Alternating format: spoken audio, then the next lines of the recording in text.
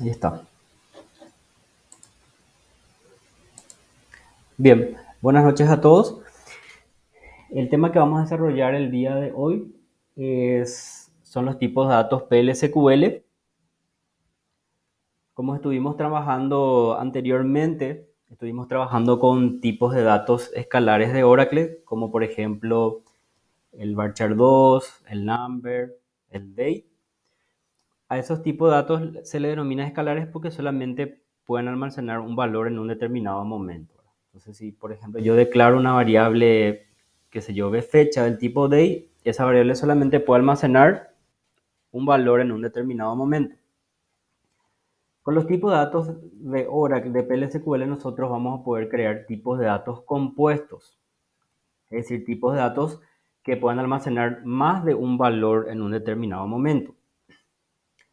Y básicamente vamos a ver dos tipos de datos, que son los registros y las colecciones. Primeramente, estos tipos de datos solamente existen o sea, su ciclo de vida comienza y termina cuando acaba la ejecución del programa donde se los declara. O sea, yo tengo un procedimiento, una función o inclusive un PLSQL anónimo y ahí declaro un tipo de dato registro o declaro una tabla indexada, entonces ese tipo de datos solamente tiene vida durante la ejecución de ese programa. Estos tipos de datos no son creados como objetos de base propiamente, no como una tabla que reside en la base de datos, como un procedimiento, una función que reside en la base de datos, sino como les mencioné, solamente tienen vida durante la ejecución del programa que los define, que los declara. Los registros ya estuvimos viendo, todos conocemos el concepto de registros. Ahora los registros están formados por un conjunto de campos. Los campos tienen sus propios tipos de datos, su precisión. También podemos definir si un registro, o sea, un campo va a tener un valor por defecto. Le podemos asignar el constraint not null. Y las colecciones también ya conocen, porque en otra materia habrán dado lo que es los arrays, los vectores. Las colecciones son, es una matriz de una sola dimensión que está compuesta por uno o más elementos que son accesibles a través de un índice. Ahí nos menciona que la tabla indexada se caracteriza por un índice y una columna del tipo escalar. Cada elemento puede ser de un tipo escalar de Oracle, como así también puede ser de un tipo compuesto de Oracle. Es decir, yo puedo en un elemento, por ejemplo, puede ser un tipo registro o un elemento puede ser otro array o otra tabla indexada. Esto es lo que les mencioné, ¿verdad? Que el registro es un grupo de campos. No es lo mismo que la estructura de un registro de la tabla, pero se parece a los campos del tipo row type. Cuando entramos en la unidad de PLSQL habíamos visto lo que es el atributo row type. Lo volvimos a tocar acá en la parte de cursores. Vamos a ver un ejemplo.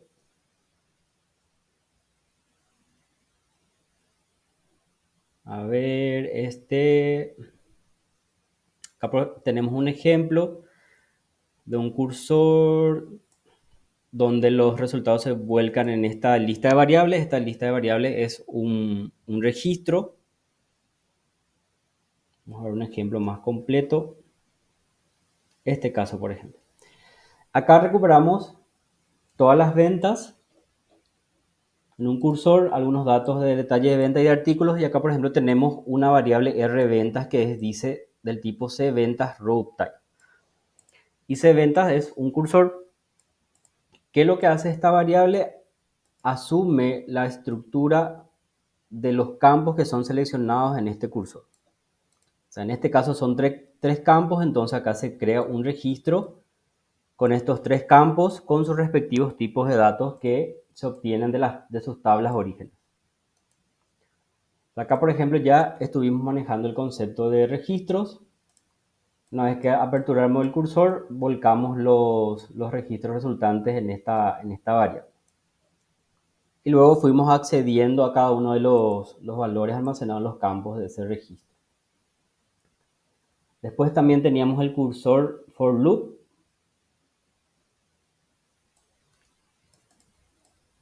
que es similar. Acá declarábamos una variable y esta variable lo que hacía es también asumir la estructura de los campos seleccionados en el cursor.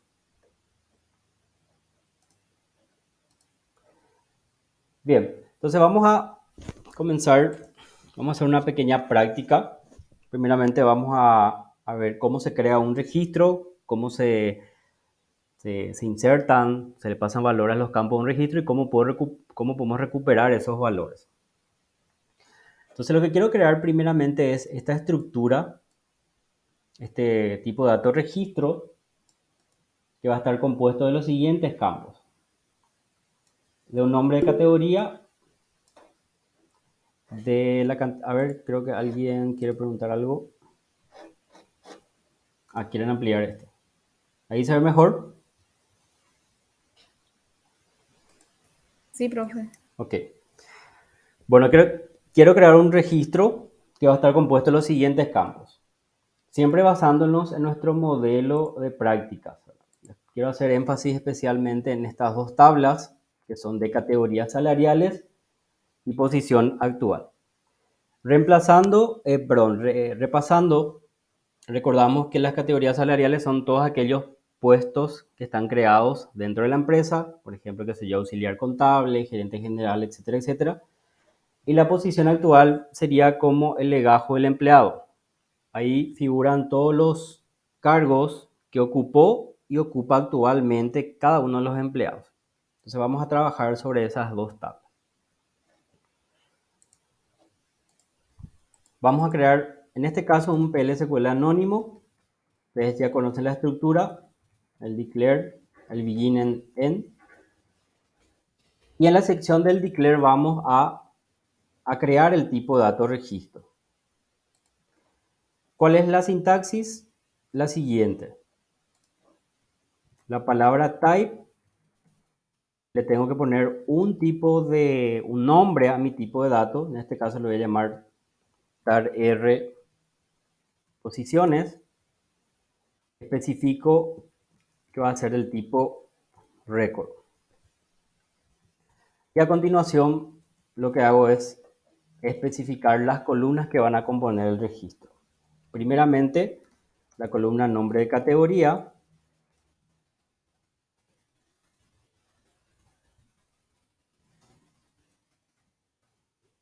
Podemos tomar el tipo de dato y su precisión de la tabla B categorías salariales.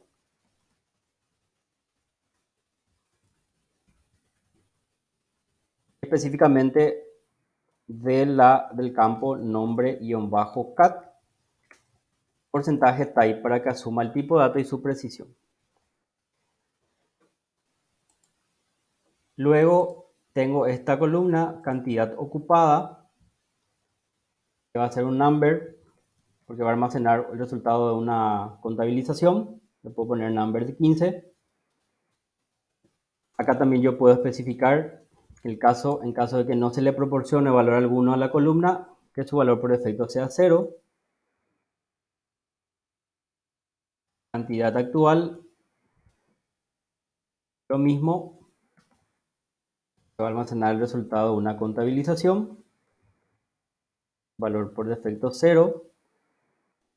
Total de asignación, también se va a almacenar un resultado de una operación aritmética, entonces le voy a poner una precisión un poco más alta de 18. Y por último, el campo última incorporación, que según la especificación va a almacenar una fecha. Entonces este va a ser del tipo date. No existe una cantidad o un límite para los campos que pueden conformar un registro. Entonces, ¿qué tengo creado acá? Yo tengo creado el tipo de dato. O sea, tengo un tipo de dato nuevo, pero que solamente es visible o funcional dentro de esta unidad de programa. Fuera de esta unidad de programa, no puedo declarar o hacer referencia a este nuevo tipo de datos. En realidad, la próxima clase, cuando vemos paquetes, vamos a ver que existe una forma de que podamos declarar un type o un array en la cabecera de un paquete y luego referenciarlo en otro programa como si fuera una variable global. Una vez que tengo creado mi tipo de datos, voy a declarar una variable de este nuevo tipo de datos que creé. La variable se va a llamar vPosiciones y va a indicar que es del tipo rPosiciones. Así como declaro una variable de un tipo de dato escalar, por ejemplo, fecha, y a continuación su tipo de dato. Bien, hasta ahí, ¿qué tal? ¿Alguna consulta en cuanto a la declaración de los tipos registros? Súper bien, profe. Ok. Bueno, ahora yo tengo una variable del tipo registro y vamos a ver cómo asigno valores a los campos y luego cómo recupero esos valores cargados. Bien, lo que quiero hacer es armar un cursor, perdón, una consulta para que nosotros podamos recuperar todos estos campos que acá nos pide, ¿verdad?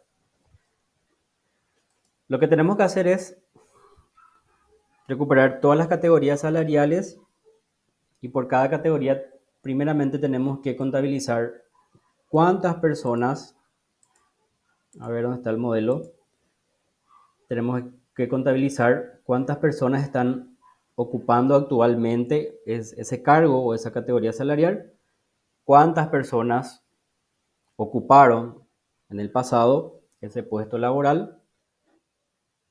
Luego, a ver, me pide la fecha de la última persona que se incorporó a ese puesto y también el total de asignación, que sería el producto entre la cantidad de empleados que ocupan actualmente y la asignación. O sea, este sería el salario que se remunera por ocupar ese puesto. Entonces, sería una especie de cuánto se desembolsa mensualmente.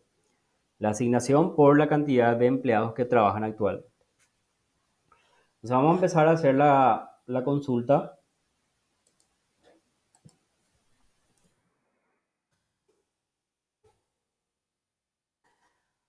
Vamos a hacer un join entre B categorías salariales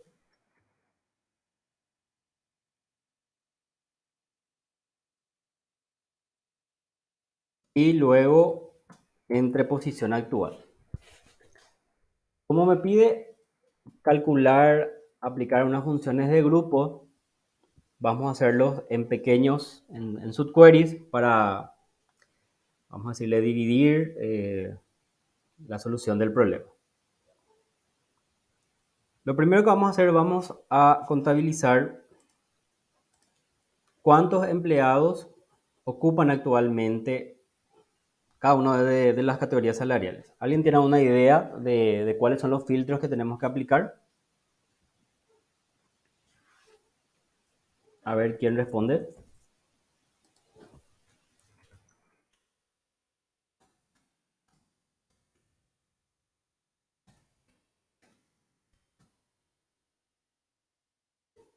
No hay ideas. ¿Alguien tiene una idea de qué campos tenemos que consultar? ¿Puedes repetir, profe, por favor? Sí, necesitamos contabilizar las personas que ocupan actualmente cada una de las categorías. O sea, tipo, a ver, categoría 1, actualmente tengo 20 empleados. Categoría 2, 30 empleados y así sucesivamente. ¿Cómo vamos a En armar ese eso? caso sería, profe, donde en la tabla B, posición actual, fecha finis null. Exactamente. Con el filtro fecha finish null, yo obtengo todas las posiciones vigentes, ¿verdad? Porque eso significa que el empleado sigue ocupando ese puesto. Y para obtener las ocupadas, ¿cuál sería el filtro? Si las actuales es fecha fin is null, las ocupadas en el pasado, ¿qué filtro vamos a aplicar? Is not null, entonces. Exactamente, muy bien. Entonces vamos a escribir el select, así como indicó el compañero, consultando la tabla de posición actual,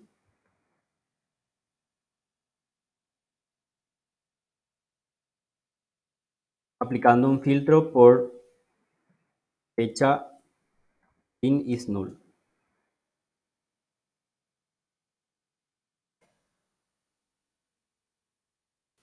Vamos a hacer un count Eventualmente, para asegurar, podemos poner también que la fecha INI, pero en la tabla figura que debe ser not null, entonces esto ya está de más. Acá tenemos, en realidad, acá no tenemos un clasificado por categoría salarial. ¿Qué me falta para que yo tenga una clasificación o un corte por categoría? Acá estoy haciendo un conteo general de los puestos laborales actuales. No estoy teniendo una clasificación por código de categoría. ¿Cómo hacemos eso?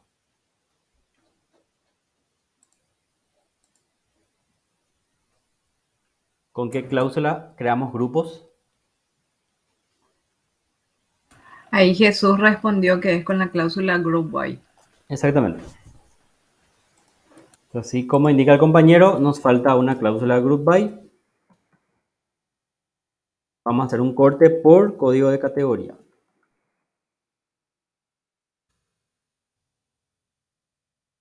Esto también debo escribir en el select.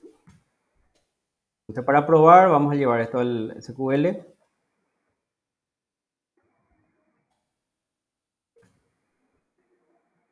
Ahí está, entonces ahí me muestra por cada categoría cuántos son los empleados que ocupan actualmente ese puesto.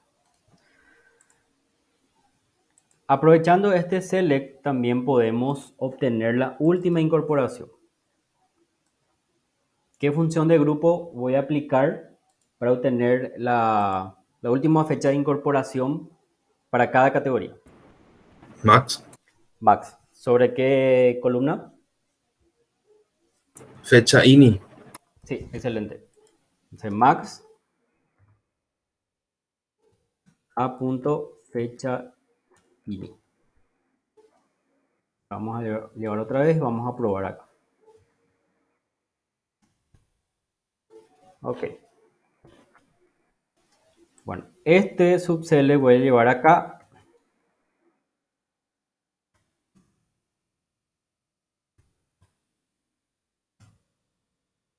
Recuerdan que esto se llama vista en línea. Puedo escribir un subquery en la cláusula from y actúa como si fuera que estoy consultando una tabla.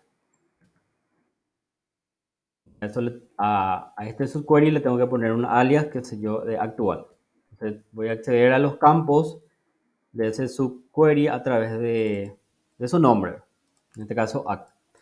Acá me conviene ponerle un nombre a este count para que yo pueda acceder a ese resultado.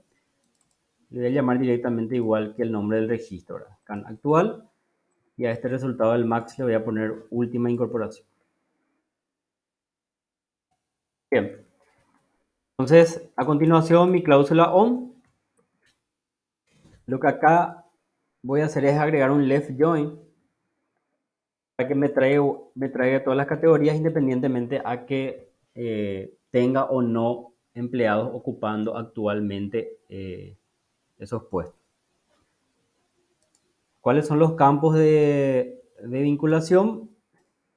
Categorías salariales sería el código de categoría. Esto tiene que ser igual a este campo del subquery que lo accedo a través del alias act.código-categoría. Recuerden siempre que este subquery debe retornar un campo con el cual yo pueda vincular con la otra tabla. Bien, entonces ahí ya tenemos dos de los valores que necesitamos calcular, la cantidad actual de empleados y cuál es la última incorporación. Pero me falta la cantidad ocupada en el pasado. Entonces vamos a proceder de la misma manera, así como dijo el compañero, vamos a modificar este filtro, vamos a poner que es isNotNull. Y acá solo necesitamos hacer el count, no necesitamos tener ningún tipo de fecha. Acá vuelvo a poner left join. Quiero traer igual las categorías salariales, independientemente a que tenga empleados que hayan ocupado o no esos puestos. Le voy a poner un alias de ANT de anterior. Y acá debo volver a escribir la cláusula ON. Código de categorías salariales con código de categoría del subquery ANT anterior. Bien, entonces ahora nos vamos en el select de nuestro query principal. Para cargar nuestro registro nosotros necesitamos el nombre de la categoría, que eso lo tenemos acá en categorías salariales. Sería ca.nombre-cat.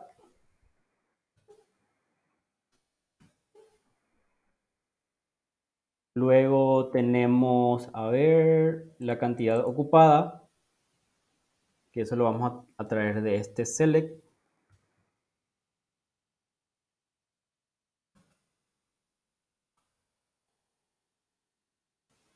Cantidad ocupada, acá le voy a cambiar este alias. En vez de cantidad actual, tiene que ser cantidad ocupada. Está la cantidad actual que lo tenemos acá.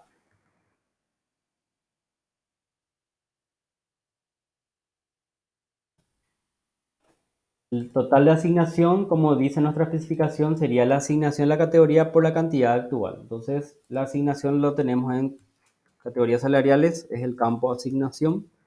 Y hay que hacer un producto con actual. A ver, actual.can actual. Esto sería, le voy a poner un alias de total de asignación. Y por último, la fecha o la última incorporación que tenemos acá en este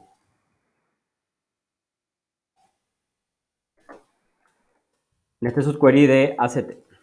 Este le voy a poner última incorporación, que es su alias. Bueno, esto es básicamente los datos que necesitamos para cargar nuestro registro, ¿verdad? Entonces, haciendo un repaso, en este subquery lo que hacemos es obtener las posiciones o los puestos actuales que están siendo ocupados actualmente por categoría, o sea, cuántos empleados están ocupando actualmente cada una de las categorías, y también obtengo la fecha de la última incorporación por categoría o puesto. En el otro subquery tengo cuántas personas ocuparon cada una de las categorías.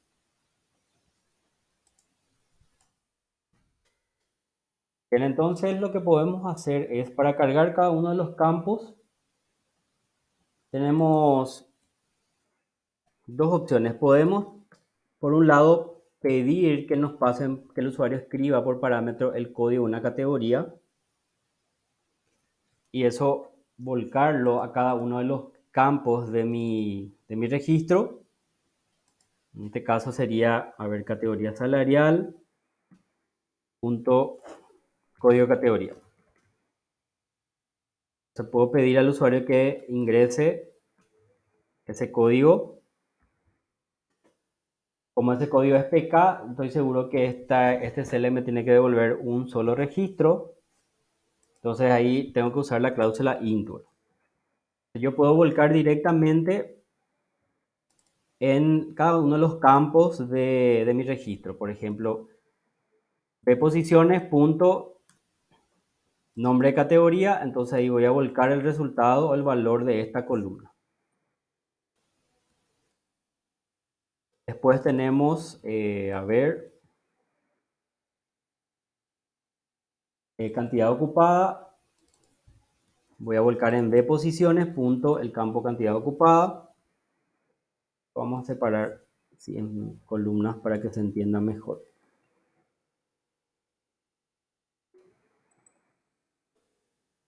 Luego tenemos este campo cantidad actual. Tenemos la asignación de posiciones total de asignación. Y por último, la fecha de la última incorporación. Entonces hago un volcado directo en cada uno de los campos de mi registro. Esa es una de las opciones. Otra opción es que si en el caso de que queramos recorrer o obtener este cálculo para todas las categorías salariales, entonces tenemos que hacer un cursor y luego por cada uno de los campos ir cargando en ese registro, ¿verdad? Que sería otra opción. Hasta ahí se entiende, había una consulta.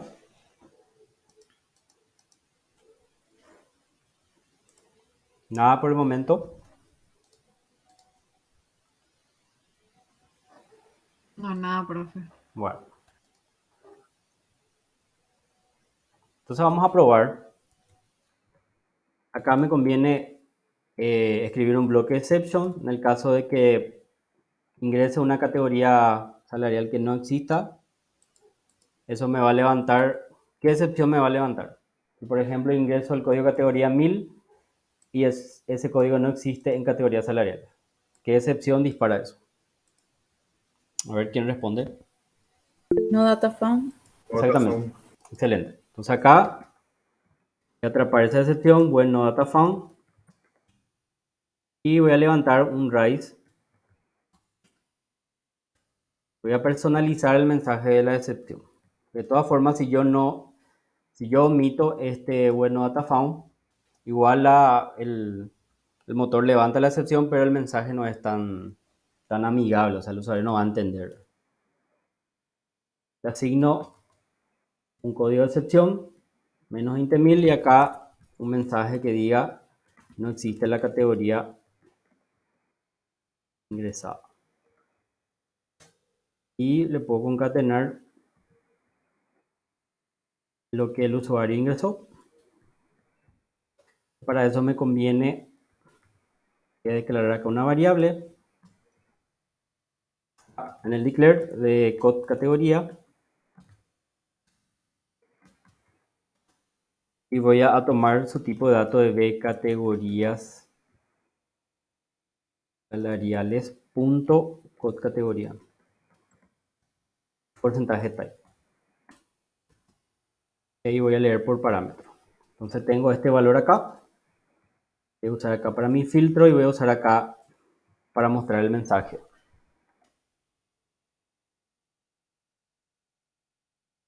Bueno, entonces acá vimos la forma de cargar valores a un campo, un registro. En el caso de que queramos pasar el valor de otra variable, simplemente hago como si fuera una asignación más de variable, que si yo el nombre de categoría le pongo auxiliar.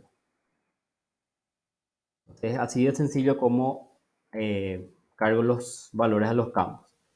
Y para acceder directamente lo que hago es escribir el nombre del registro, punto el nombre del campo, y ya estoy accediendo a ese valor, que si yo por ejemplo quiero guardar ese valor en otra variable. Entonces escribo la variable donde voy a volcar, el nombre del registro, punto el nombre del campo. Es sencillo. Entonces de última lo que puedo hacer es, a modo de práctica, voy a imprimir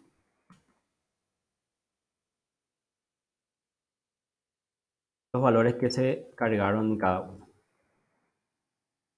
Acá el nombre de la categoría. Voy a poner acá el mensaje para saber qué campo estoy visualizando.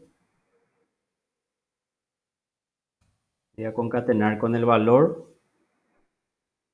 Lo mismo voy a hacer para los otros campos. Tengo la cantidad ocupada.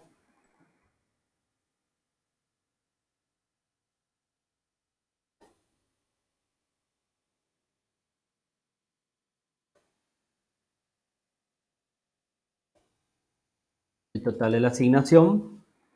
De posiciones, punto total de asignación. Y por último, la fecha. Sería última incorporación. Ahí estoy accediendo o estoy leyendo cada uno de los valores que están contenidos. Bien, hasta acá una consulta, algo que no quedó claro antes, que quieran repasar antes de ejecutar. Creo que no hay ningún error de sintaxis. A ver. Bueno, vamos a probar. Primeramente voy a elegir una categoría que exista. Por ejemplo, esta 56, según este query que ejecuté, trae datos, ¿verdad? Entonces vamos a pasarle por parámetro la 56. Voy a copiar esto, voy a llevarlo al SQL Plus, la barra, y ahí me pide ingresar el código, le pongo 56. Me dice acá, hay una excepción de categorías salariales, nombre de cuenta, type dice, Amber. Nombre cat, profe. Exactamente. Sería acá, ¿verdad? Sí, ahí. No encontró ese campo, vamos a probar de vuelta a ver si hay otro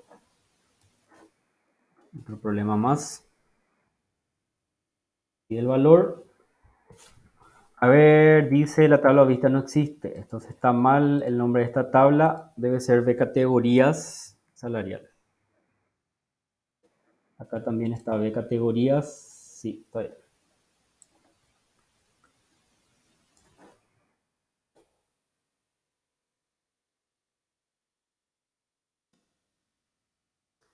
Bien, nos faltó algo.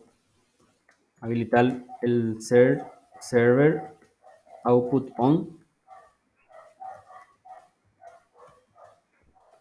A ver, ¿cómo se escribía? Set server output on. Ahí Sí, está. así es. Así está.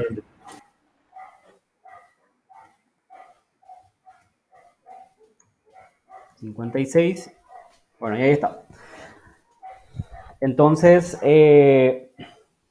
recupero la descripción. Acá veo que no me está mostrando nada. Dice que actualmente ocupan 3 empleados. Este es el total de asignación y esta es la fecha de la última incorporación. Porque no hay los que ocuparon anteriormente. Claro, exactamente. Entonces vamos a ponerle un NBL para que me muestre 0. Ahí. Entonces, como le puse un left join, me puede traer categorías sin empleados que ocupan actualmente. Entonces, todos los campos que estira este subquery me va a traer como null. Lo mismo pasa con este subquery. Si la categoría no tiene empleados que ocuparon en algún momento ese puesto, entonces la cantidad me va a traer null. Entonces, podemos solucionar acá un NBL 0.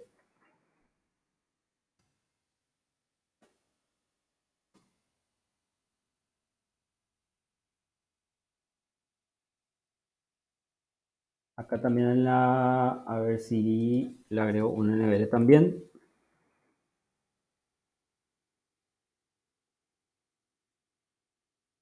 Ahí está.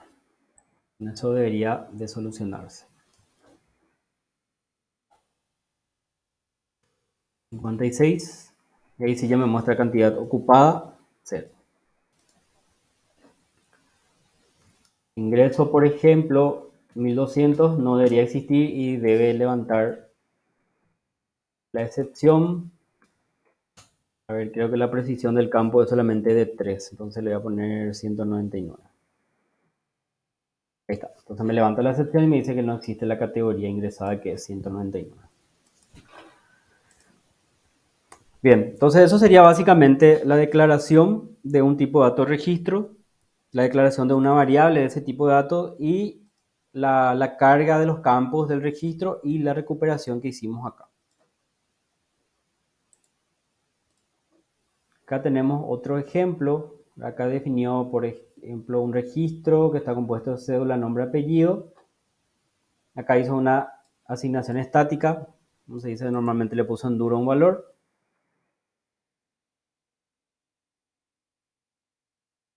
Ok. ¿Alguna consulta antes de que pasemos a las tablas indexadas?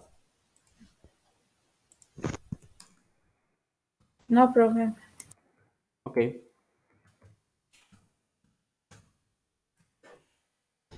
Bien, como mencioné al principio, esta tabla indexada es una matriz de una sola dimensión. Está compuesta de dos elementos, ¿verdad? O sea, de uno o más elementos que son accesibles a través de un índice. Las tablas indexadas La creación de los elementos no es necesario que se haga de forma consecutiva. O sea, si yo voy a empezar a cargar la tabla, no hace falta que los elementos... Profe, no sé si estás presentando, pero no se ve la presentación. Ah, perdón. Ahí. Bueno, nos quedamos en esta parte donde les mencionaba que la tabla indexada es una matriz de una sola dimensión. Está compuesta por unos más elementos, en este caso, que son accesibles a través de un índice. Cuando yo voy agregando elementos a mi vector, no es necesario que la indexación se haga de forma secuencial. O sea, puedo agregar un elemento en la posición 1 y después el siguiente elemento puedo agregar en la posición 2 o en la posición menos 3 porque los índices también pueden ser negativos. Los índices son numéricos o del tipo varchar 2. Como les mencioné, estas tablas indexadas, estos vectores solamente existen durante el ciclo de vida del programa que los declara. No puedo instanciar desde otro programa de Oracle. Aunque existe una excepción que les mencioné que vamos a ver en la próxima clase cuando desarrollemos lo que es paquetes.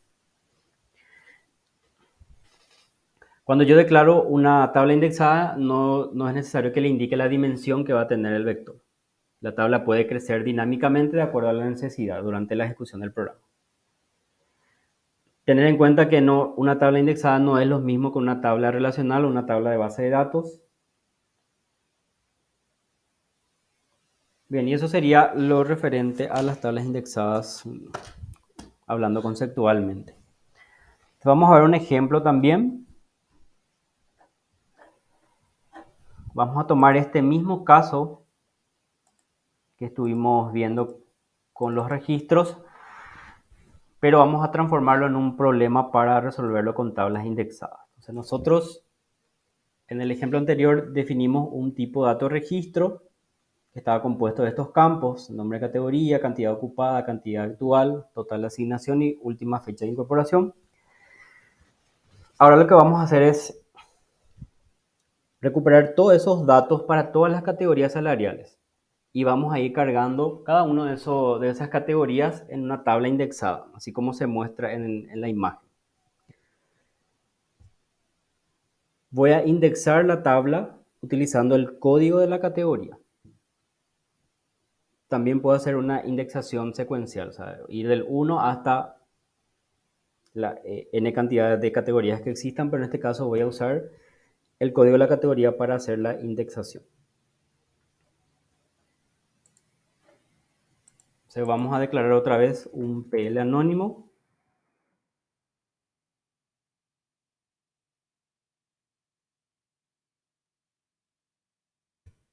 En este caso voy a combinar un registro y una tabla indexada.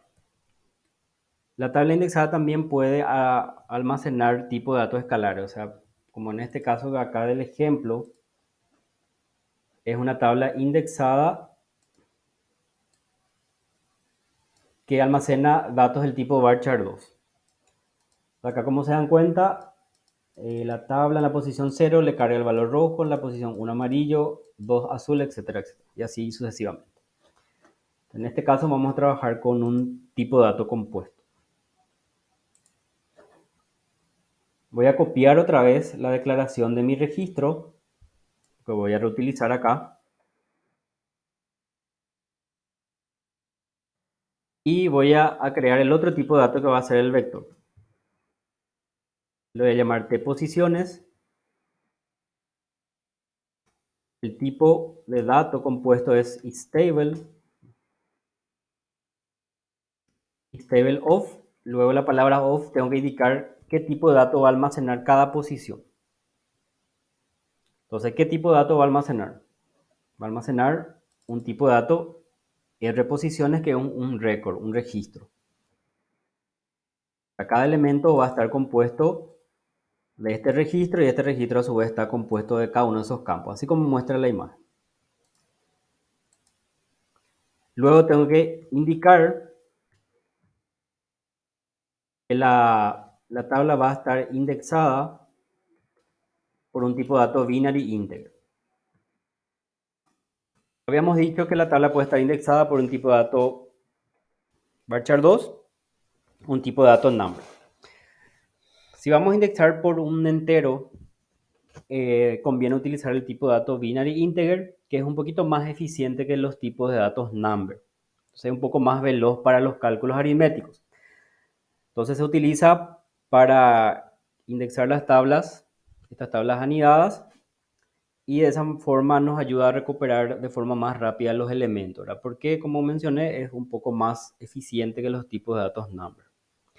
Este tipo de datos tiene una precisión de entre aproximadamente menos 2.000 millones y positivo 2.000 millones. Almacena exclusivamente enteros.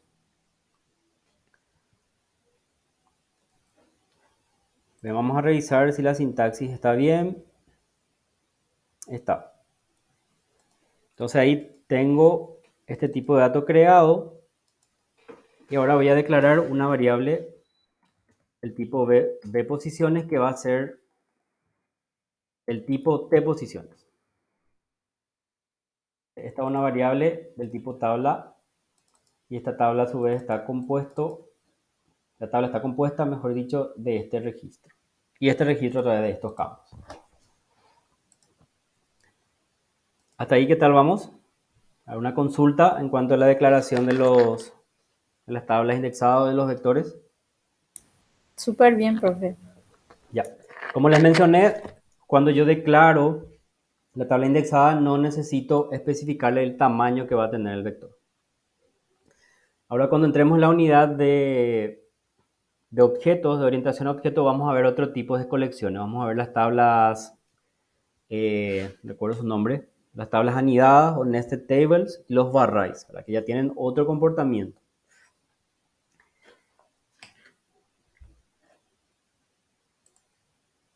Bueno, en este caso, quiero reutilizar el subquery, perdón, este query principal, pero ahora lo voy a meter bajo un cursor porque yo quiero recuperar todas las categorías salariales. Acá voy a declarar un cursor, voy a poner C posiciones o C pos, palabra is, y voy a escribir el select. Acá me falta un punto y coma. Y como este select se declara bajo un cursor, ya no necesito la cláusula into y voy a sacar eso.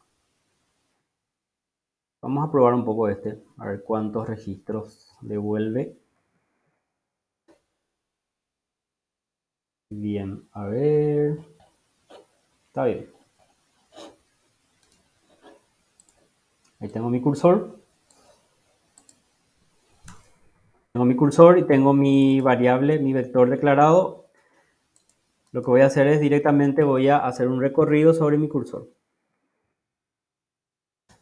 Por cada registro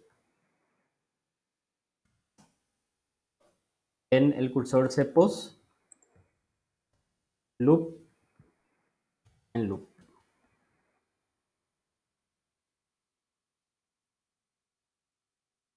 Acá también se declara un registro, implícitamente un registro que va a tener la estructura de los campos que retorna este cell. Bueno, ahí tengo que empezar a recuperar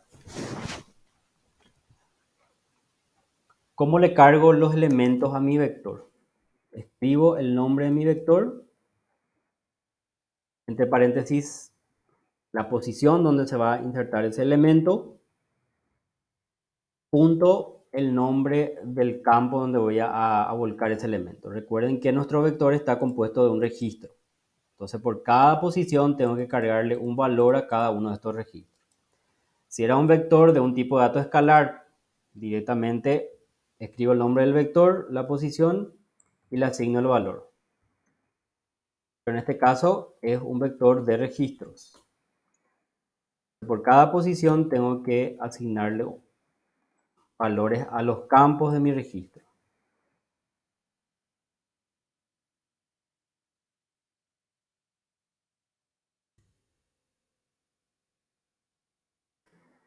Nombre de categoría, cantidad ocupada,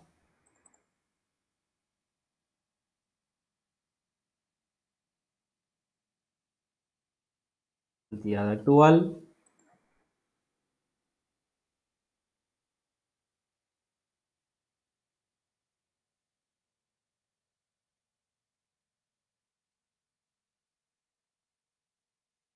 total de asignación y última incorporación.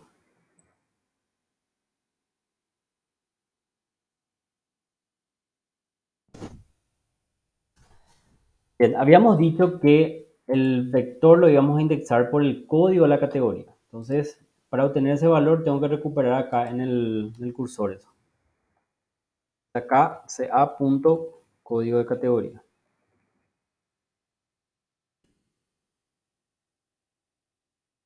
Acá voy a empezar a iterar, voy a empezar a recuperar, voy a recuperar el primer registro que me devuelve este cursor. Voy a tomar el valor del código de categoría y eso lo voy a especificar entre los paréntesis, porque voy a crear el índice a partir del código de la categoría. Si nos vamos acá, a ver, vamos a ejecutar otra vez este.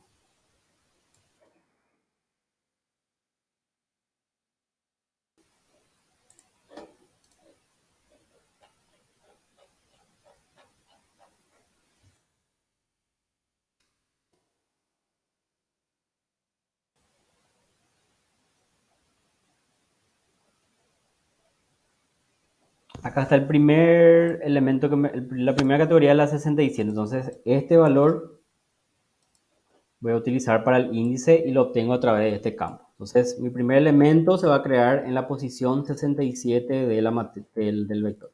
O el segundo en la posición 52 y así sucesivamente. Ahí voy creando los índices. Y ahora voy a empezar a asignar cada valor a los campos. Registro punto, el campo nombre categoría de mi cursor. Registro punto, el otro campo que es cantidad ocupada.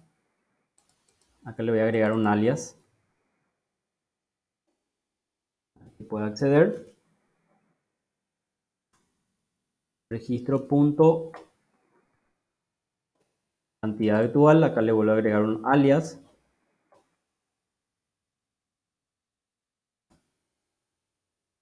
Registro punto,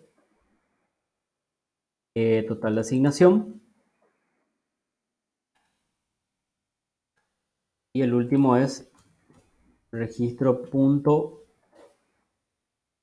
última incorporación. Ahí voy cargando mi vector.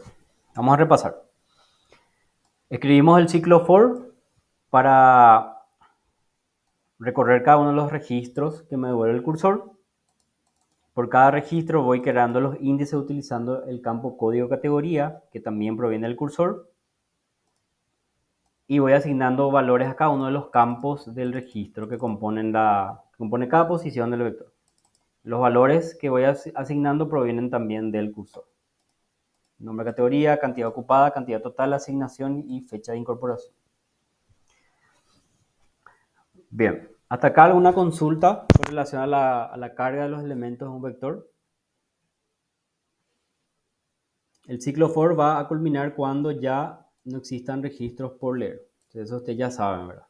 ¿Cuáles son los pasos que sigue un cursor? Se apertura el cursor, se hace el fetch, se verifica si hay aún registros pendientes por leer. Si ya no hay, entonces se hace un close del cursor. Profe, Sí. ese ciclo for se hizo el solo efecto de almacenar en el cursor, esa variable, ¿verdad? No es para imprimir nada en este momento. No, exacto. Esta es la carga recién. Solo el almacenamiento, vamos a decir. Exactamente. Entonces acá voy a poner un comentario, carga del vector. Cargué mi vector y ahora el segundo paso sí vamos a acceder a los elementos de cada posición. Y vamos a imprimir. ¿Está bien? Sí, aclarado. Gracias, profe. Dale. Bueno, entonces, como les dije, la iteración está dada por este ciclo for y finaliza cuando ya no hay registros por leer. Entonces por eso yo no pongo ni una condición de salida del ciclo for. Se hace todo de manera implícita. Bueno, ahora sí, para recorrer los elementos de cada vector. Vamos a ver cómo podemos recorrer cada uno de los elementos. Para eso tenemos una serie de métodos que podemos utilizar sobre las tablas indexadas o los vectores. Por ejemplo, tenemos este método exist.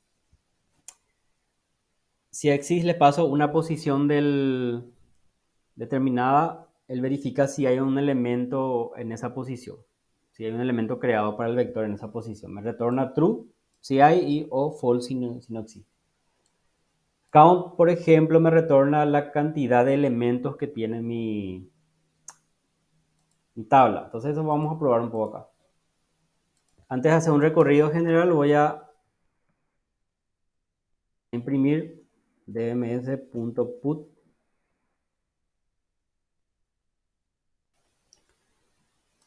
Acá voy a copiar.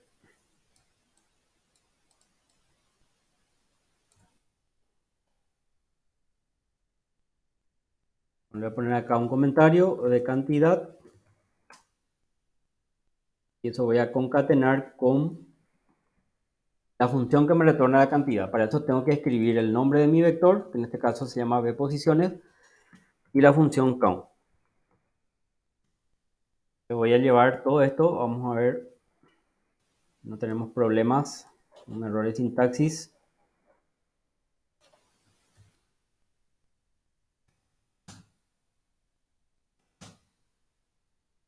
No hay ningún error de sintaxis. Entonces acá me dice que tengo 50 elementos tiene mi vector. Después hay otras funciones, otros procedimientos, por ejemplo, first last, y se retorna el índice del primer elemento en el caso de first y del último elemento cuando es last. Entonces vamos a probar también eso para saber cuál es mi primer índice y cuál es mi último índice. Me retorna el índice, no el elemento que está en esa posición. Vuelvo a escribir el nombre del vector, punto first. Y para saber la última posición, last. Último.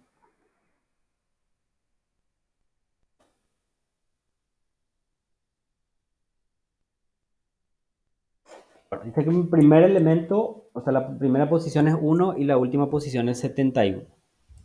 Profe, Sí, los elementos cargados se ordenan ya, por lo que veo, de acuerdo a lo que imprimió, ¿verdad? Se ordenan ya exactamente. automáticamente, ¿verdad?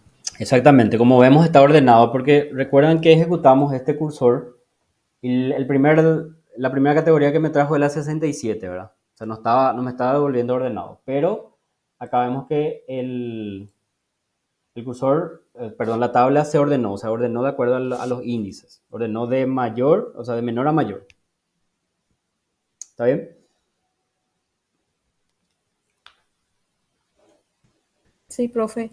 Profe, y eso, en todo caso, eso también se puede hacer, o sea, para que se ordene de alguna manera el vector, o sea, se puede programar, vamos a decirle.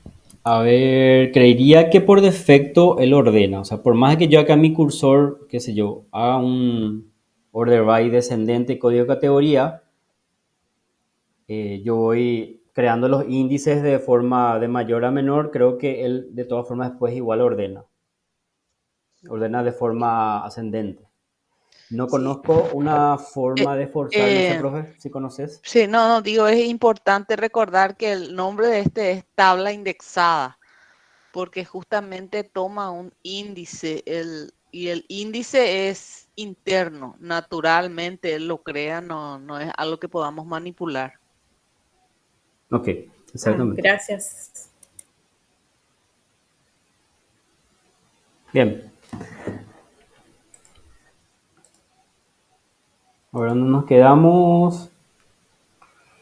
Después tenemos esta función prior, lo que hace es, si yo le paso una posición, me retorna el índice anterior a esa posición. Vamos a poner En el caso de que nuestra tabla esté indexada de forma secuencial y le pase la posición, o sea, prior 2, me tiene que devolver 1, que es su índice anterior. Y next me devuelve el siguiente. Por ejemplo, si le paso next posición 2, me tiene que devolver 3. En el caso de que sea una indexación secuencial. Si no es secuencial, entonces retorna el siguiente, ¿verdad? Por ejemplo, en el caso que no sea secuencial, si yo tenemos primer elemento 10, segundo elemento 25, tercer elemento 40, si le paso prior 25 me tiene que traer 10. Y si le paso next 25 me tiene que traer 40. Eso ya se encarga el motor de hacer. Bueno, entonces ¿cómo voy a recorrer mi vector? ¿Desde dónde hasta dónde me voy a ir? A ver quién tiene idea. ¿Cómo voy a recorrer cada uno de los elementos? ¿Desde dónde voy a partir y dónde voy a tener? Desde el first hasta el last, profe. Exactamente. Voy a utilizar las funciones first y last para hacer el recorrido. Entonces vamos a tener que utilizar un ciclo for, que son varios elementos.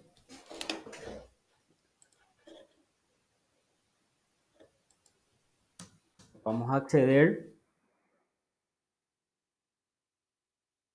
Voy a utilizar un while.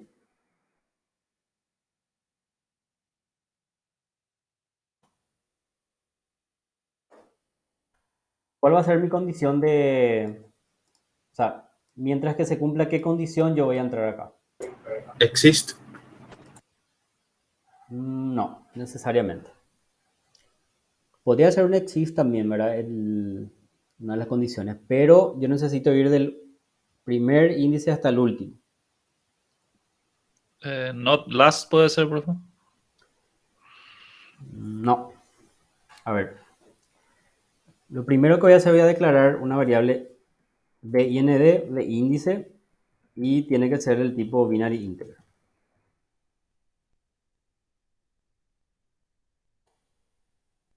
Yo tengo que ingresar en este ciclo mientras el índice actual sea menor o igual a ¿qué? El count de Al último elemento. No, al último elemento. Al count no, porque no sabemos si la tabla está indexada secuencialmente. O sea, si tengo un vector del 1 al 10 y es secuencial, entonces mi cantidad, count 10, es lo mismo que lo que me va a devolver la función last. Pero en este caso no está indexada secuencialmente. Entonces la condición para ingresar ahí tiene que ser que el índice sea menor o igual al último elemento.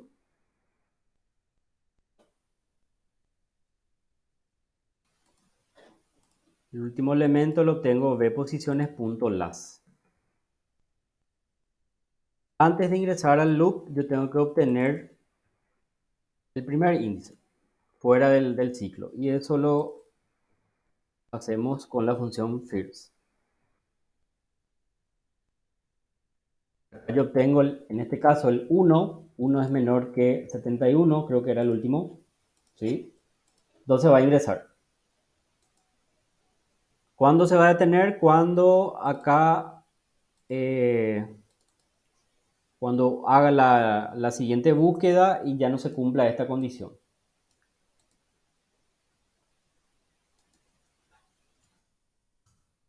Me voy a ver. Acá lo que tengo que hacer es recuperar e imprimir cada uno de los campos que componen el vector.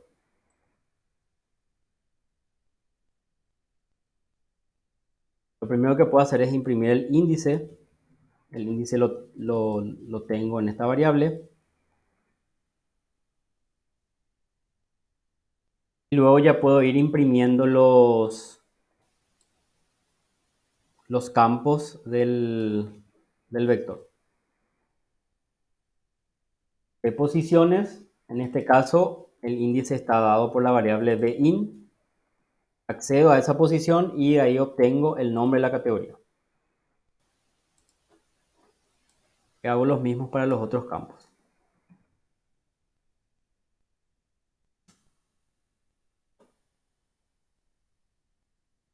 Hago lo mismo para cantidad ocupada,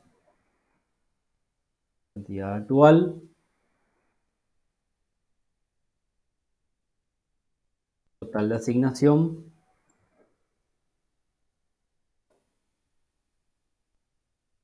y última incorporación. Voy a cambiar la descripción, poner el nombre del campo que se va a visualizar.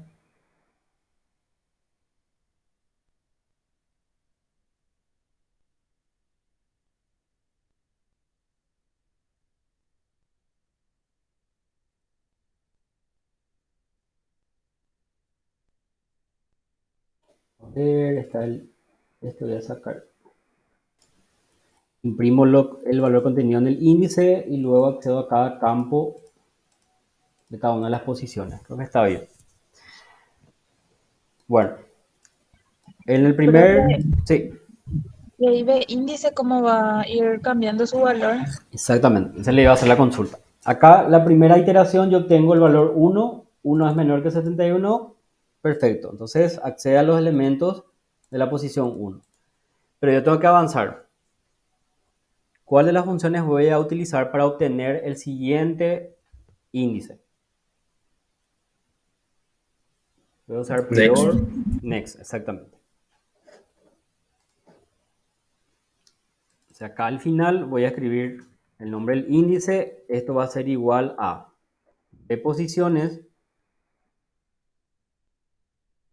punto next y le paso por parámetros el valor actual contenido en esta variable.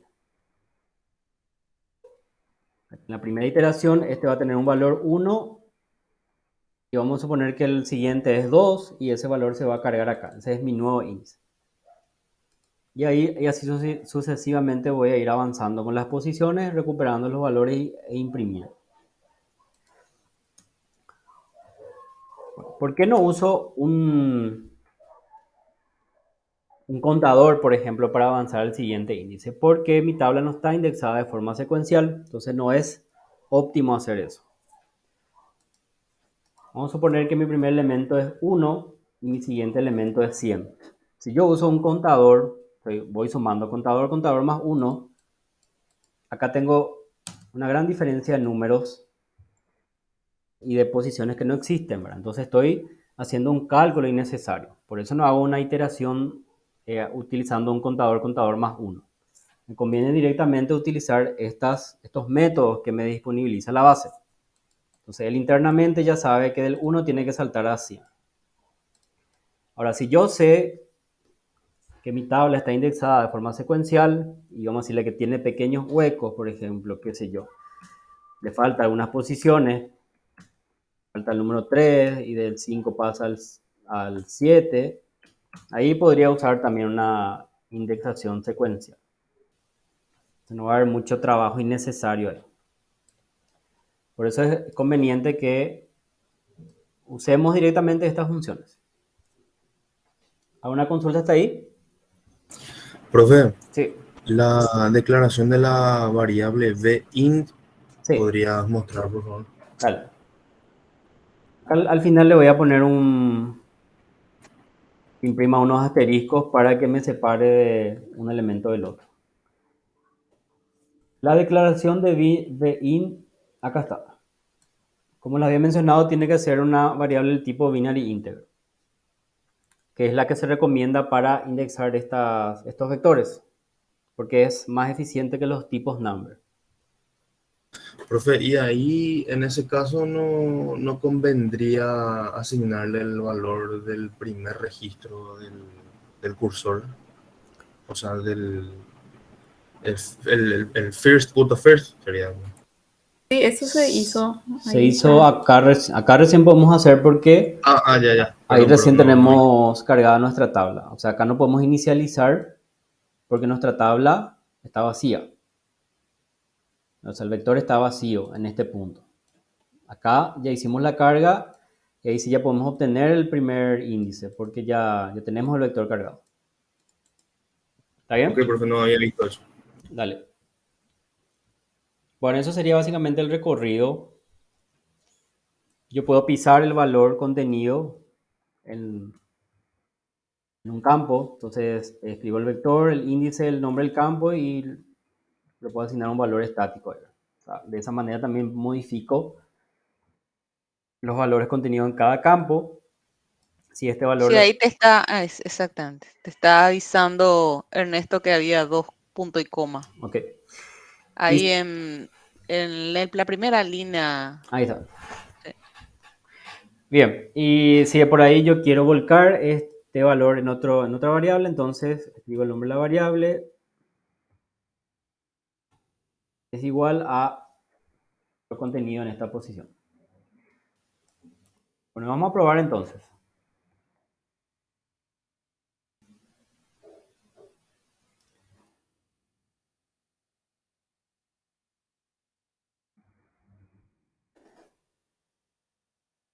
O sea, acá chequeamos que nuestro índice, o sea, nuestro último elemento nuestro último índice está en la posición 71.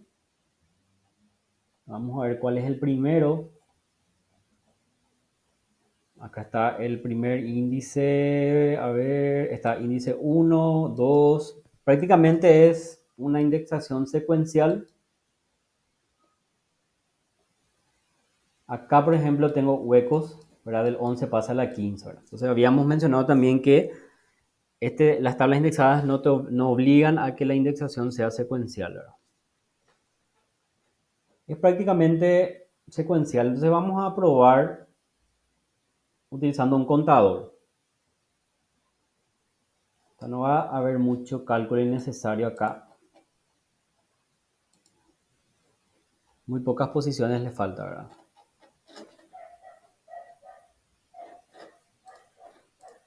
Entonces voy a comentar esta parte.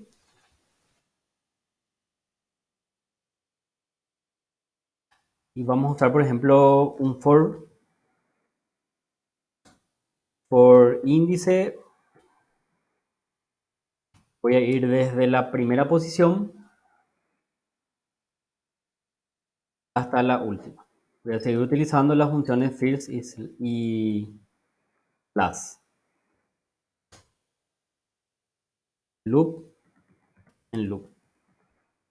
Entonces, como saben, cuando utilizamos este tipo de for, esta variable automáticamente se declara en una variable numérica y su valor no podemos manipular. O sea, él se va a ir incrementando de uno en uno. O sea, no es que yo pueda acá hacer lo siguiente. Obligarle a que cambie de valor y que salte de un índice al otro. No me va a dejar hacer. Entonces no hace falta que yo incremente manualmente el contador. Él va a ir de forma secuencial. Va a ir desde la posición 1 hasta la 71. Lo que sí vamos a necesitar es utilizar esta función exist, porque vemos que hay algunas posiciones que no están cargadas, por ejemplo de la 11 pasa a la 15, ¿verdad? Entonces podemos preguntar que exista un elemento en esa posición para que podamos hacer la impresión de los valores contenidos en los campos.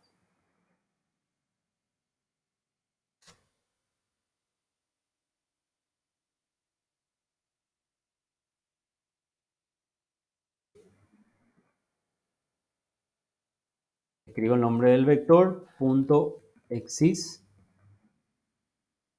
y por parámetro le paso el índice actual. Esto me retorna un tipo de dato boolean. Si esto es true, hablando de eso, ¿es correcto hacer esto?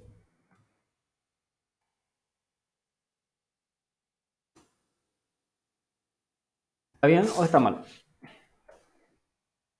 No, está mal, profe. Okay. Entonces, como mencioné, esto retorna un boolean, entonces no es correcto comparar con un texto. Entonces directamente dejo así. Él acá, si esto se cumple, si retorna true, ejecuta esto. Si no, si es false, entonces no entra en ese bloque. Y sería nada más que eso, ¿verdad? Esto, como dijimos, se va a incrementar automáticamente y acá va a entrar solo si existe se asignan elementos en esa posición. Vamos a probar.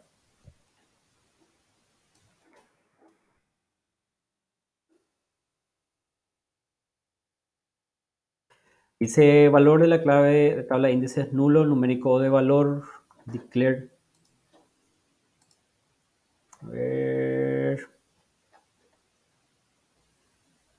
No le está gustando. La variable, profe.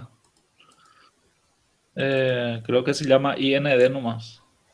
El cursor del for. Y ahí dice B corta guión bajo IND. Exactamente, muy bien. Hay que reemplazar esto.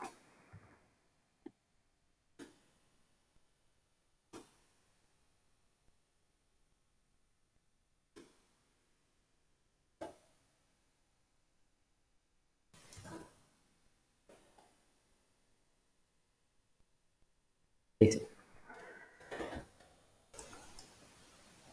Bien, como se dan cuenta, arrojó el mismo resultado, ¿verdad? Que la forma anterior. En este caso, se podría optar también por esta indexación secuencial. Pero, por ejemplo, si tengo una tabla indexada por número de cédula, ¿verdad? Donde mi primer elemento es 2,5 millones y después pasa a 3,200,000, entonces ahí imposible de que utilicemos este método, ¿verdad? Directamente vamos a utilizar las funciones next, first, last. ¿Qué tal? ¿Vamos hasta ahí? ¿Alguna consulta? ¿Algo que no quedó claro? Y después tenemos, por ejemplo, la función delete, que es para eliminar elementos de la tabla. Si escribimos el nombre del vector .delete, borra todos los elementos. Delete, si le paso un valor, elimina el elemento que está en esa posición que le paso por parámetro. Y luego puedo eliminar un rango de elementos. Le paso una posición inicial y una posición final. ¿No hay consultas para pasar a los ejercicios? Preguntan para el prior. ¿Cómo se utiliza el prior? Están consultando si se muestra. Voy a mostrar un ejemplo. Sí. Vamos a entonces agregar acá. Le vamos a poner índice actual.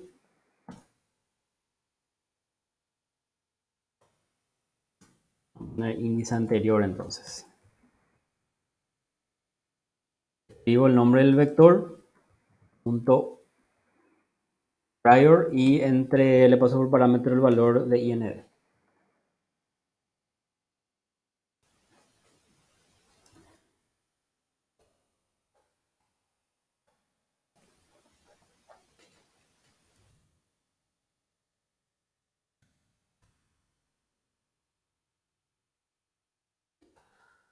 Acá está. El anterior a este es 67. Este es su predecesor del 66 y el 65. Y en la posición 1 debería de devolver null porque no tiene antecesor, ¿verdad? A ver, acá está. Índice anterior es nulo. ¿Está? Bueno. Luego tenemos una última funcionalidad que es el bulk collect. ¿Qué hace el bulk collect? El bulk collect lo que hace es proporcionar una funcionalidad para obtener todos los registros de forma masiva en lugar de obtener uno por uno los registros. O sea, lo que hace es un volcado masivo. La principal ventaja de usar bulk collect es que aumenta el rendimiento al reducir la interacción entre la base y el motor PLSQL. Entonces acá, por ejemplo, si ustedes se fijan, en este ejemplo vamos a analizar.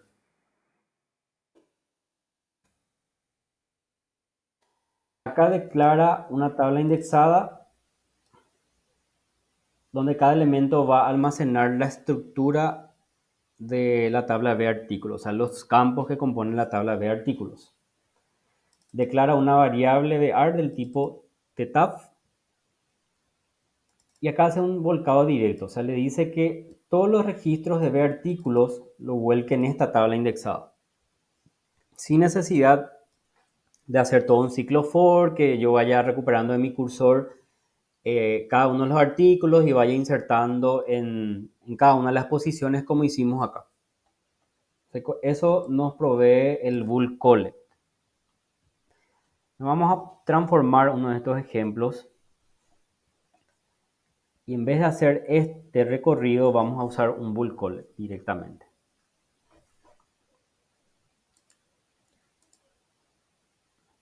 Particularmente, como mencioné, se utiliza para optimizar ciertos procesos. O sea, en la vida real ya vi que se usa este mecanismo como una forma de optimizar sentencias que tardan mucho tiempo en volcar registros a otra estructura y demás.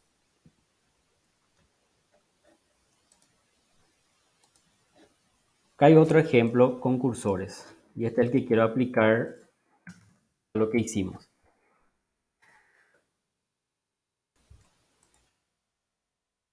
Nuevamente declaro una tabla indexada compuesta de registros del tipo artículo que utiliza un cursor que consulta la tabla de artículos. Luego en el begin apertura el cursor, hace un fetch.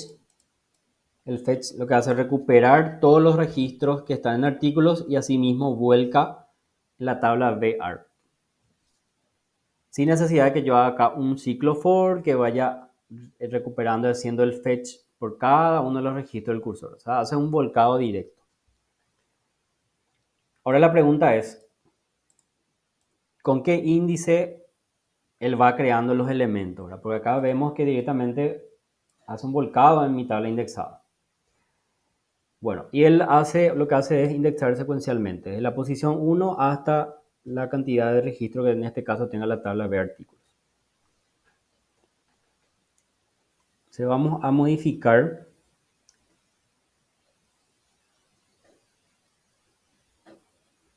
voy a copiar este y voy a transformar acá.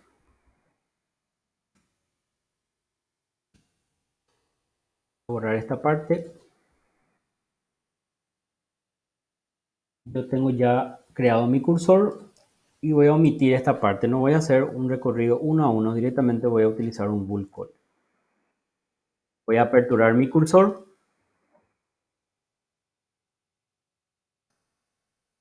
Voy a utilizar el método explícito open, close.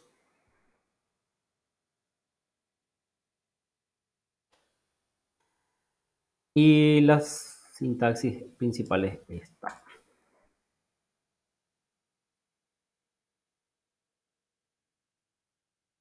Voy a hacer un fetch de mi cursor, que en este caso se llama cpost, bulk collect, y el resultado voy a volcar o voy a arrojar en la tabla indexada que cree que es de posición. Ahí, como se dan cuenta, no utilizo ningún ciclo for, no estoy iterando. Lo que sí hay que tener en cuenta es que el orden de estos campos debe coincidir con la estructura del registro. Si acá verificamos, tenemos un campo de más que es código de categoría. Ese habíamos recuperado para utilizar como índice. Entonces, ahora que utilizamos el bulk collect, la indexación va a ser secuencial. Entonces, no necesito ese campo y tengo que verificar que el primer campo de mi cursor sea igual al primer campo de mi registro, el segundo campo sea igual a este o donde yo quiero realmente arrojar, cantidad actual, total de posición y última incorporación. Entonces está correctamente el macheo. Bueno, y nada más que eso. Debería arrojar el mismo valor, el mismo resultado que el anterior. Acá, a ver un poco, esto está correcto. Código categoría. Lo que no tiene que haber es, código categoría ya no tiene que aparecer en ningún lado. Ya no está.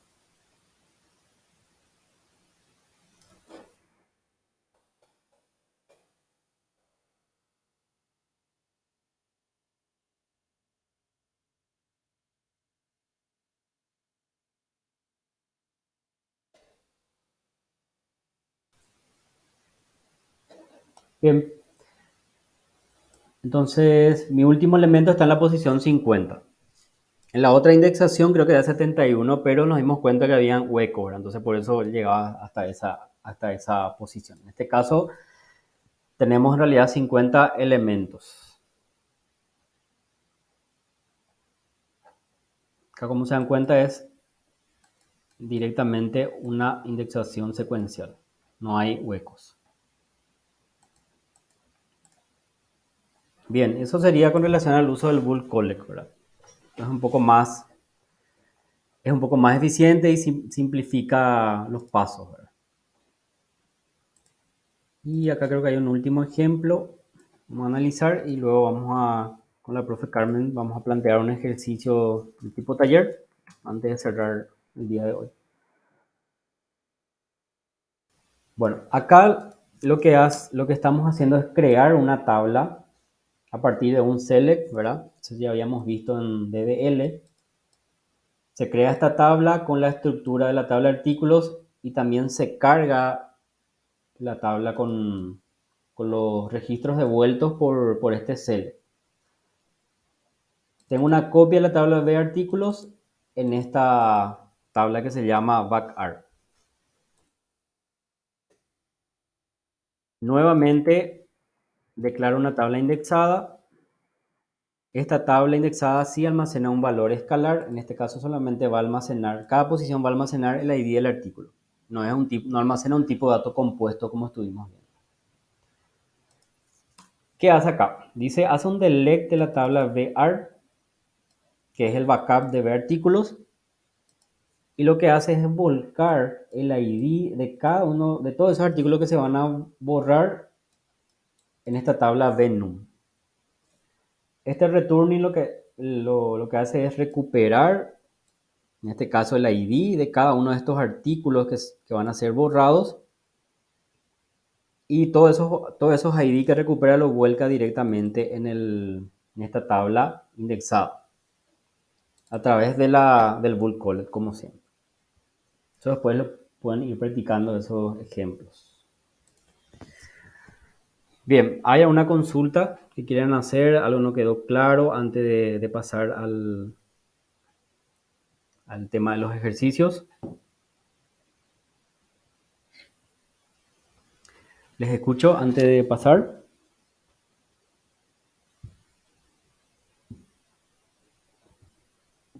Profe, Sí, ¿ese índice se almacena en la base de datos? ¿te referís a este índice? ¿O cuál? Sí, a ese. No, toda esta estructura que creamos se almacena en memoria. Es Perdón, temporal. profe. El vector quise decir. El vector. No. Toda esa estructura, o sea, el registro de la tabla se almacena en la memoria. O sea, su ciclo de vida comienza acá cuando se ejecuta el programa y termina acá en el end. O sea, ahí murió, los datos se borraron de la memoria. Es temporal. No reside en la base de datos, ni la tabla ni los datos que se cargan en esa tabla indexada. Gracias. O sea, solamente te sirve durante la ejecución de ese programa. Ahí solamente le puedes dar utilidad. Luego, cuando veamos orientación a objetos, cuando veamos los arrays y las tablas anidadas, ahí sí vamos a ver que esas estructuras se pueden crear como objetos de base de datos. Se crea como una tabla o como un procedimiento y reside en la base de datos y yo puedo invocar directamente desde cualquier procedimiento, cualquier paquete. Pero en este caso, no. De momento. ¿Otra consulta? No sé, profe Carmen, si vamos a por lo menos plantear un ejercicio o dejamos hasta acá. Y la verdad que queda muy poco tiempo, quizás algo así a la minuta, como que ya mostraste lo de el Bull Collect, profe, y a lo mejor lo que queda, creo yo, es una tabla dentro de otra tabla. Eso quizás sería interesante hacer un cortísimo ejercicio para ver cómo sería una tabla indexada dentro de otra tabla indexada, por ejemplo. Está. Bueno, profe, y te paso la posta por lo menos para que podamos plantear, si te Sí, parece. dentro de la misma grabación, un ratitito nomás porque creo que ya, si no, la atención también ya se dispersa. Sí. Entonces Permiso. le vamos a pedir un poquito, unos de esos minutos, unos 10 minutos, ¿verdad? Para hacer ese Sí, planteamiento. Si se pueden quedar, genial, ¿verdad? Y si no, no pueden quedarse, va a quedar la grabación, no hay problema. 5 minutitos. ¿Alguien creo que quería hablar? Cristian, creo que es. Sí, profe Jorge, te iba a preguntar el código que estuviste desarrollando o vas a alzar a la plataforma. Sí, puedo subir, no hay problema. Ok, gracias. Ok, no sé, profe, te paso directamente para que no se corte. Dejo de presentar nomás, ¿verdad? Ahí yo puedo compartir directamente, bro. Dale. Que la última vez se cortó la grabación por eso. Sí, no, no, no, vaya nomás a cortar, profe, y ya. Dejar de presentar, es no ese nomás.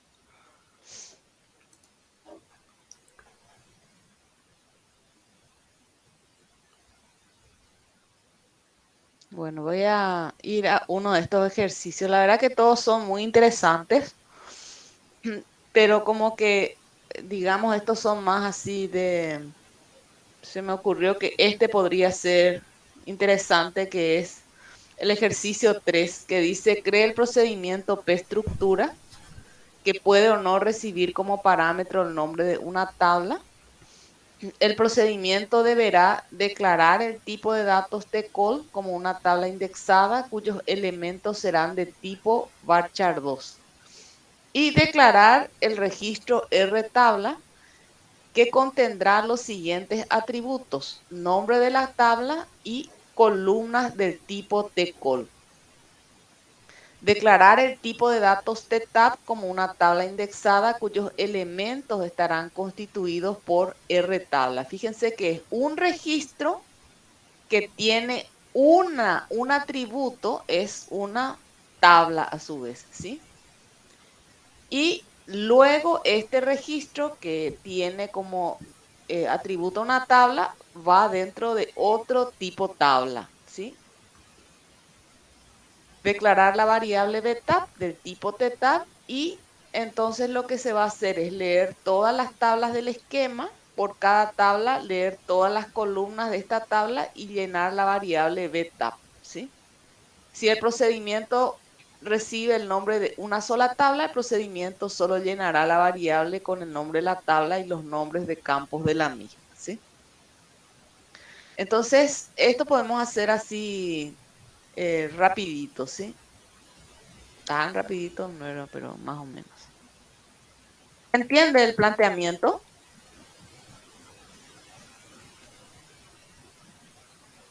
Esto es como si voy a estar en un archivo. Si fuera a abrir una tabla, ¿verdad? Mejor en Excel creo que va a ser mejor, pero por las dudas nomás más o menos así, ¿verdad? Eso sería algo así como que cada registro, si esto fuera un registro y este registro está así, ¿sí? Entonces, el primer campo es el nombre y luego vienen las columnas, ¿sí? Así. Y esto se replicará, ¿sí? Se replicará después para incorporar en otra variable del tipo btab. Entonces, posteriormente esto se va a replicar y va a ser una tabla de tablas, ¿sí? ¿Está bien? Bueno, entonces vamos a hacer exactamente al pie de la letra lo que dice ahí.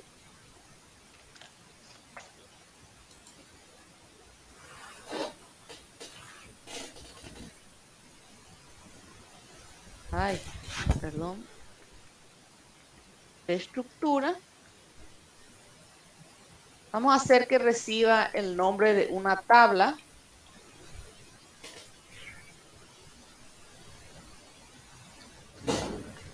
Vamos a poner, qué sé yo, default un asterisco, y si viene un asterisco significa que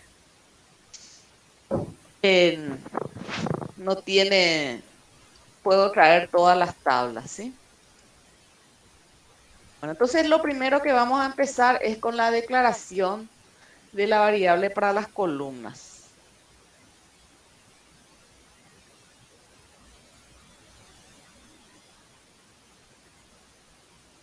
Las columnas normalmente van a tener 30, así que le voy a poner ya un ancho fijo de 30.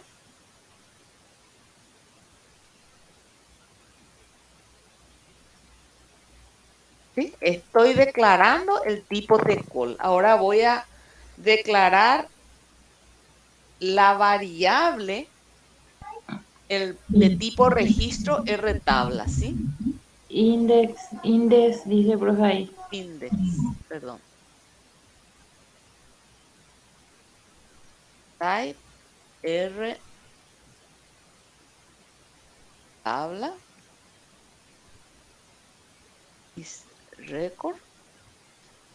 ¿Qué va a tener esto? Va a tener nombre tabla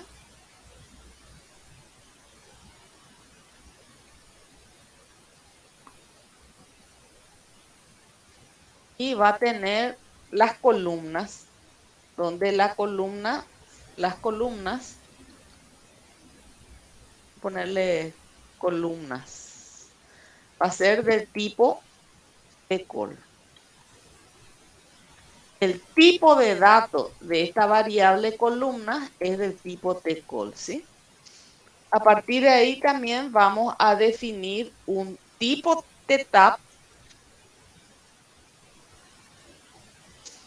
que va a ser del tipo o va a estar conformado por elementos del tipo rtabla.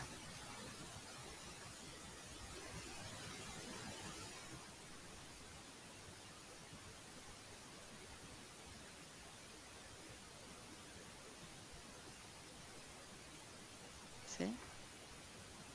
Bueno, ¿y qué queda? Tenemos que obviamente definir una variable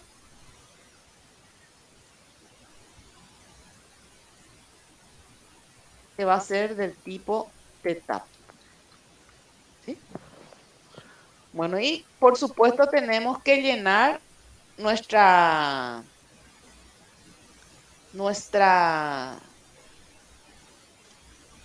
tabla, ¿verdad? Entonces vamos a definir un cursor. Para no hacer corte de control, vamos a hacer dos cursores. Cursor le podemos llamar setup is select asterisco from user tables. Podemos tomar la tabla que está viniendo, where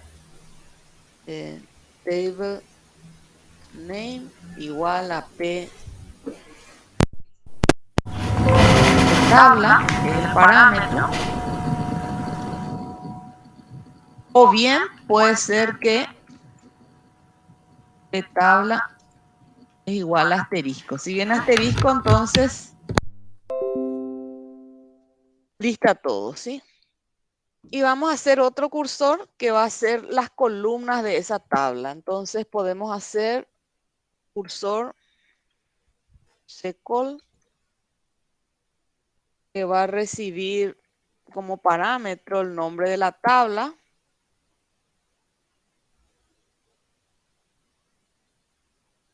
¿Sí? Este va a ser entonces select y acá podemos poner también asterisco from user tab column se llama, ¿sí? Where table name igual a la tabla que recibimos como parámetro, que se llama ptabla. Voy a cambiarle a ptabla 2 para que es la misma, ¿verdad? No hace falta lo ni que mejor le ponemos ptabla 2, porque si acá varía, suponiendo que fuera una única, no hay problema, pero si es asterisco, acá va a variar y va a traer todas las tablas. Le voy a poner ptabla 2, ¿sí? Bueno, entonces este es nuestro segundo cursor. ¿Y ahora qué nos falta? podemos llenar secuencialmente directamente. Me voy a llamar voy a crear dos índices. Int number. No sé cuánto le vamos a poner. Y voy a ponerle 1.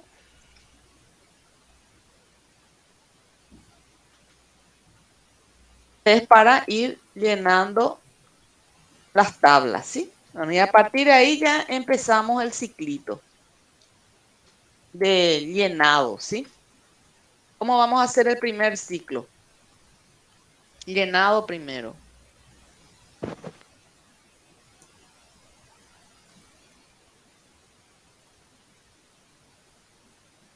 No hago directamente un volcado porque acá lo que va a ser, como traigo asterisco, yo no puedo hacer un volcado directo de tipo bull collect, ¿verdad? Voy a traer cada uno de los registros.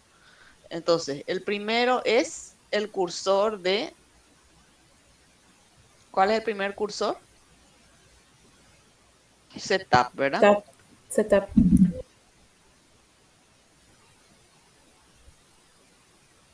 Entonces, en este caso, de tab, mi primer valor es int.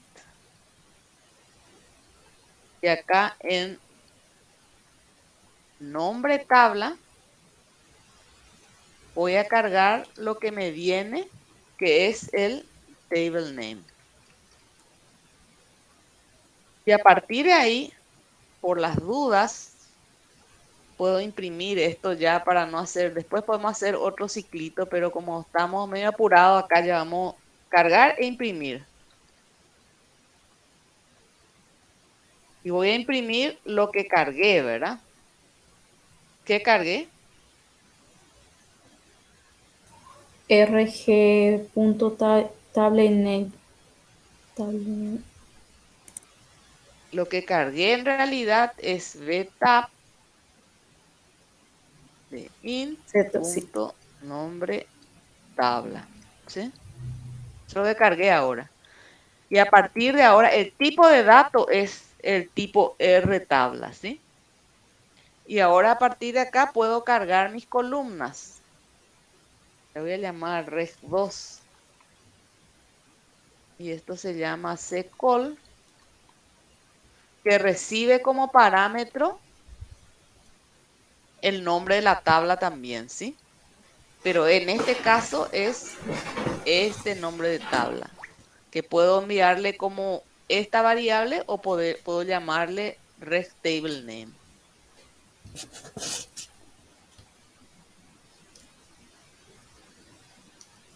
Bueno, y a partir de ahí, entonces hago variar mi otro ciclito, ¿sí? ¿Cuál es el otro ciclito?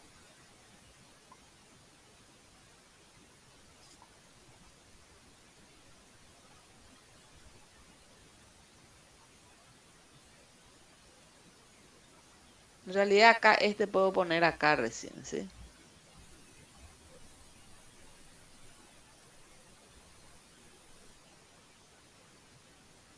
Entonces, a partir de acá le voy a poner el otro ciclito. In2.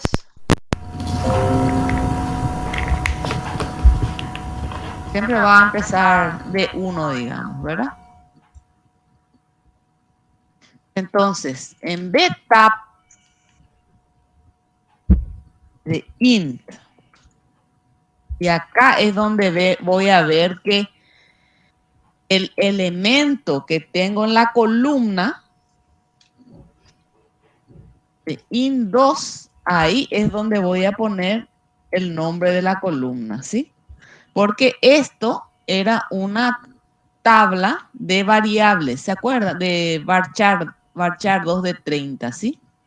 Entonces, los elementos columna son tablas de varchar. Y entonces, esta columna de int es un varchar donde puedo cargar. ¿Qué puedo cargar acá?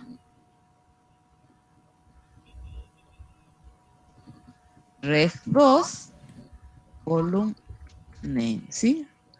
Considerando que estoy leyendo de user tab columns. Por el table name estoy recuperando el column name, ¿sí? Podía ser el type y qué sé yo, pero solamente esto voy a considerar ahora. Entonces, esto, indos. Voy a hacer también un DMS output acá, que puedo imprimir acá las columnas, ¿sí? Entonces, voy a imprimir la columnita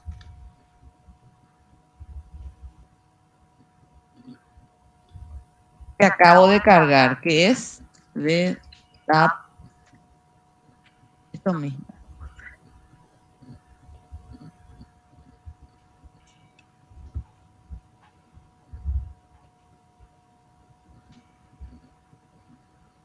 Y tengo que ir incrementando el índice, ¿verdad?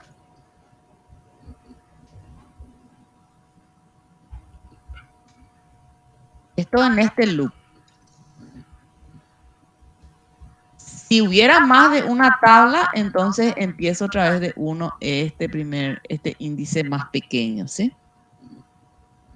Y acá incremento el otro índice. Si hubiera la lectura de varias tablas también, ¿verdad? Profe, ahí hay una consulta que parece ser, uno de ellos tiene que ser índice 2. Index 2. El de la Acá, columna. IN2, acá. Arriba también, profe. Acá y acá, sí. Ahí, ¿sí? Muy buena observación.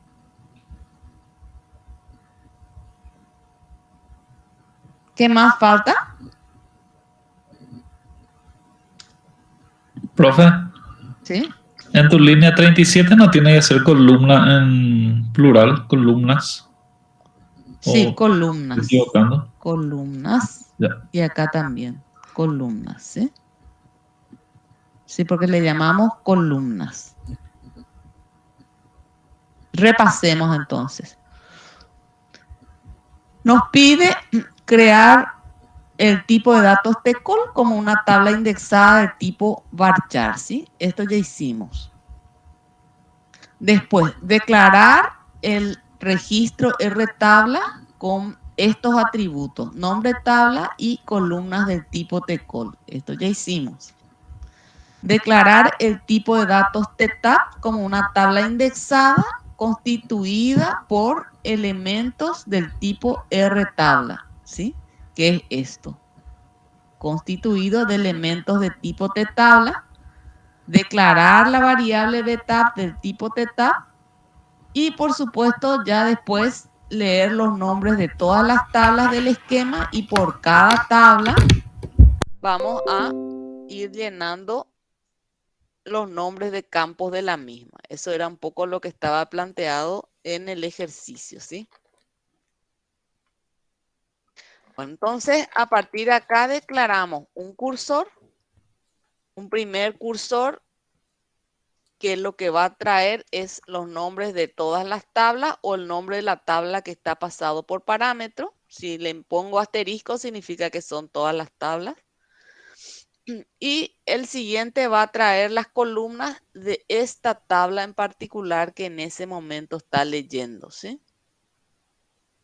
Bueno, entonces después empiezo, voy cargando por el primer índice, voy cargando el nombre de la tabla y por cada tabla voy cargando todas las columnas de esa tabla, ¿sí?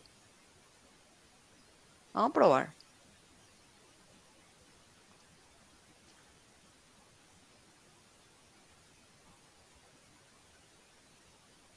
Por lo menos si nuestro tiene errores. 21. Falta ahí un paréntesis.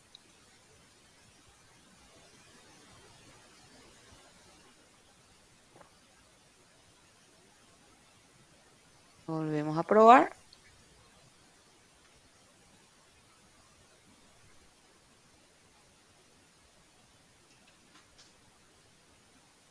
Sí, creo. Voy a activar.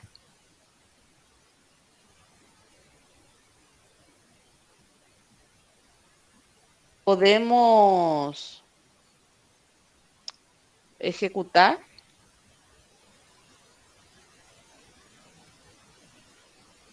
Nuestro procedimiento, que ya me olvidé cómo se llama, que se llama P-estructura. Vamos a probar con V-áreas, por ejemplo. Entonces, la tabla V-áreas tiene columna ID, nombre área, fecha crea, activa y ID área superior. Vamos a ver si le damos execute P-estructura.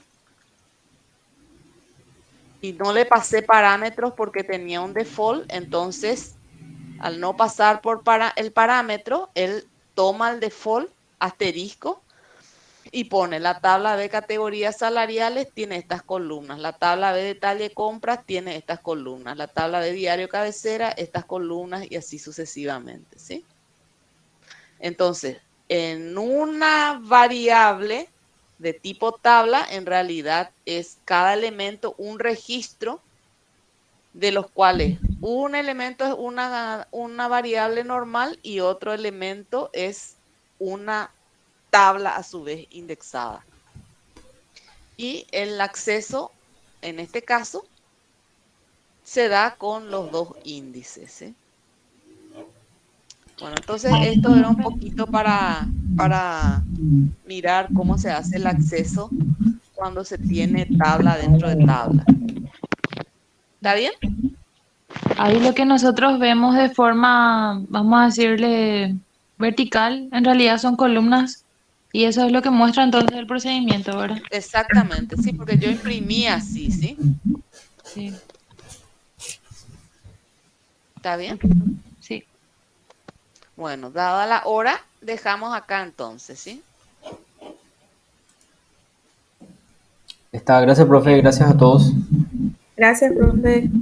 Hasta luego. Bueno, dale, Buenas noches. estamos. Chao, chao. Gracias.